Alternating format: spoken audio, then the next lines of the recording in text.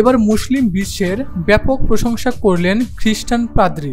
Russian Kazan orthodox theology বিশ্ববিদ্যালয়ের প্রধান পাদ্রী নিকিতা কোজেনসেভ বলেছেন, আজকের বিশ্বের সবচেয়ে বড় চ্যালেঞ্জ হলো ধর্মনিরপেক্ষ হয়ে পড়া। ইরানের কোম শহরে ইসলাম ও খ্রিস্ট ধর্মে নৈতিকতার তুলনামূলক অধ্যয়ন শীর্ষক আন্তর্জাতিক সম্মেলনের সমাপনী অধিবেশনে বক্তব্য দিতে গিয়ে তিনি এসব বলেন। তিনি আরো বলেন, আজকের বিশ্ব একজন ইমানদার মানুষকে নানা দিক থেকে চ্যালেঞ্জের মুখে ফেলে। যেহেতু এই চ্যালেঞ্জ সর্বব্যাপী, তাই এর জবাবও আমাদের দিতে হবে আন্তর্জাতিকভাবে।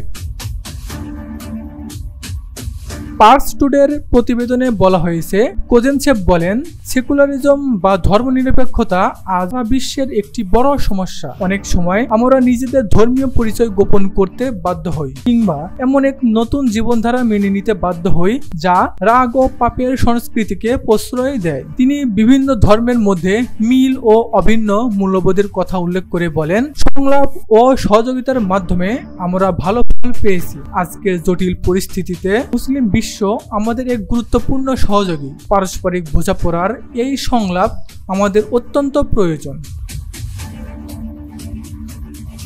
Uttara news desk report.